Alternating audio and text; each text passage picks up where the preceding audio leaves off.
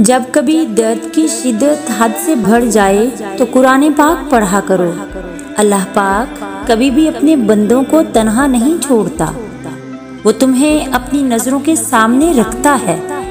उससे बात किया करो, वो तुम्हें जवाब भी देगा। वो तुम्हारी मुश्किल का हल वहाँ से ढूंढेगा जो तुम्हारे लिए रुकावट बन रहा है। बस उस पर यकीन करके देखो। अल्लाह पाक ने सूरतुल वद्दहा में इरशाद फरमाया, ना ही आपके रब ने आपको छोड़ा और न ही दुश्मनी इख्तियार की, और आपका आने वाला दौर आपके गुजरे हुए दौर से बेहतर होगा, और अनकरीब आपका रब आपको इतना कुछ अता फरमाएगा कि आप खुश हो जाएंगे। बस अपने रब पर यकीन रखो।